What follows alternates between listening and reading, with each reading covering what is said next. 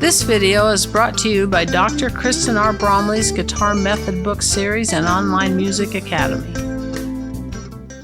Hi, I'm Dr. Kristen Bromley. Welcome to my online academy. It's so great to have you joining me here in these online lessons.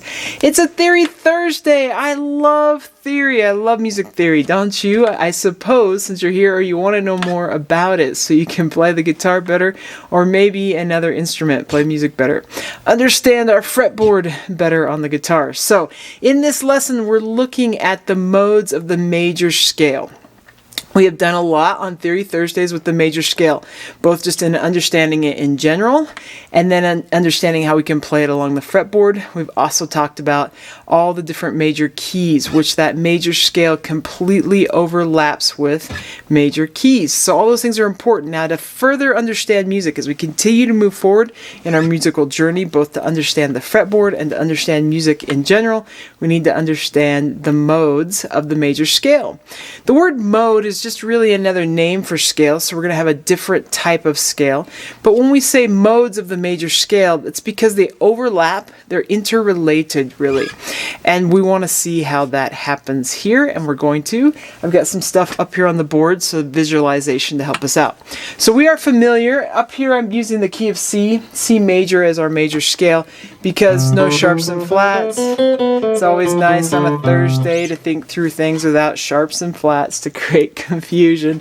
So the key of C, C major, easy to think through with no sharps and flats. And of course we've gone through all the different keys, the circle of fourths, and understanding what each of the keys has as far as sharps and flats go. But we're going to use the key of C here and look at how modes come out of the major scale. So when we play from step 1 to step 1 of that major scale, C, D, E, F, G, A, B, C, we get the major scale. The modal name for that scale is Ionian. That's its modal name. So what if instead, though, we start on step 2 of that scale and go from step 2 to step 2. So in this case, from D to D, but playing the same exact notes, so no sharps, no flats.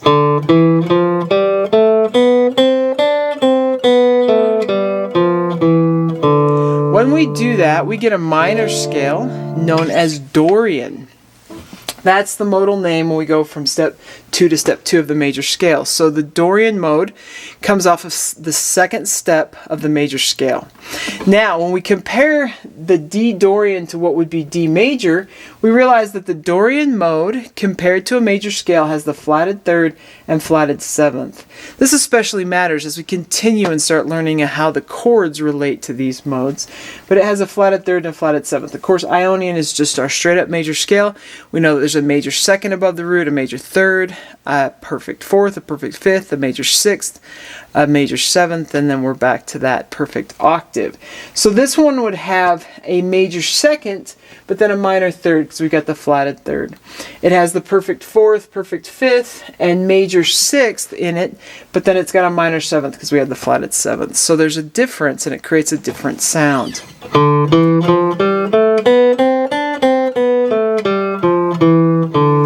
Off step 3, if we play from E to E, we would have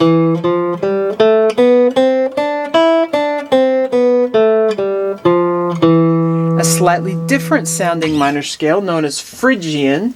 This one, compared to the major scale, has a flat 2, a flat 3, a flat 6, and a flat 7. So if we compared E Phrygian with E major, we would find that the Phrygian has that flat 2, flat 3, flat 6, flat 7. And that gives it its unique modal sound.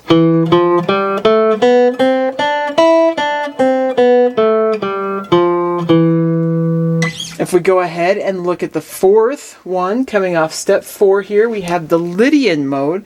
If I play F to F, we'll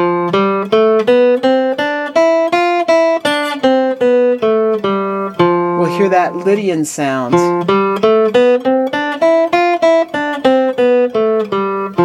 Now this one, compared to the major scale, the Ionian mode has a sharp 4. So this is actually a major scale with a sharped fourth. That's the only difference here. It has the augmented fourth there instead of the perfect fourth. So that's Lydian. Then moving on, we have Mixolydian. This one, if we were to play from step 5 of the major scale to step 5, so G to G, we end up with the Mixolydian scale.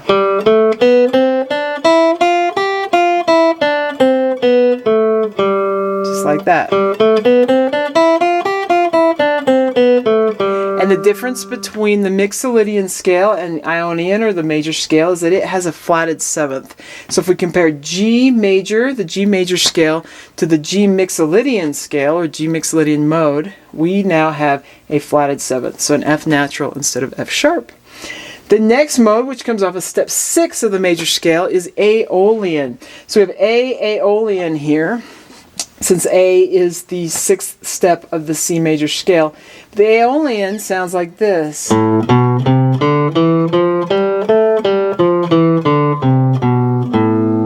this is a minor scale, you might be hearing that.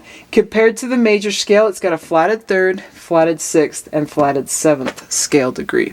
So we're looking at, again, and I haven't been doing this for all of them, but a major 2nd and then a minor 3rd, perfect 4th, perfect 5th, but then a minor 6th and a minor 7th. So we have a flatted 3rd, flatted 6th, and flatted 7th. That gives us our Aeolian mode.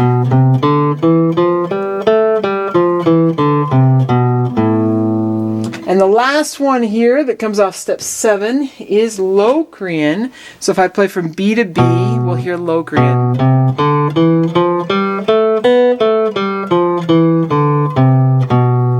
This one has a lot of alterations. It's got the most.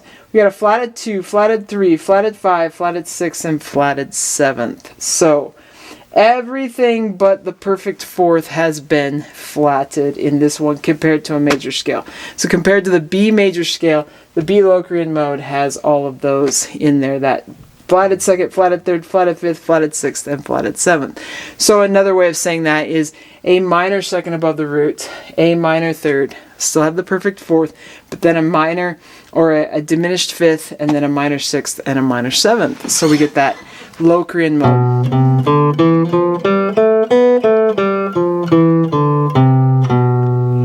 Knowing the modes can help with improvisation, because how each one of these particular scales relates to a given chord means that we can use these when we're writing a melody or improvising a melody that relates to that chord.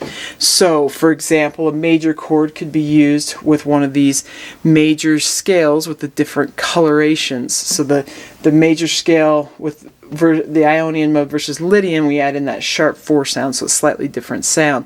We might want that if we're improvising a melody or composing a melody.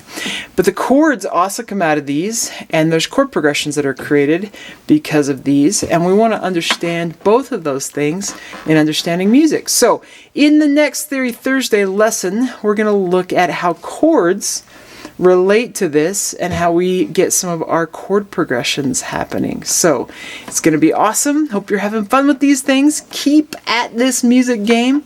We got lots of lessons that come out on this channel. We got Monday, Wednesdays, and Fridays with jazz lessons right now, jazz guitar lessons, the Technique Tuesdays, these Theory Thursdays, and on Saturdays right now we got a strumming lessons coming out. So lots of great things. Keep at it. Take care. Have fun. And I'll see you next time. If you found this video helpful, please hit the like button and subscribe to the channel. For more in-depth lessons and to progress through a free guitar course, check out my Guitar 101 series on YouTube and my guitar method books, which all come with access to hours of in-depth video lessons. You can find more information about me and my products at KristenBromley.com. Take care.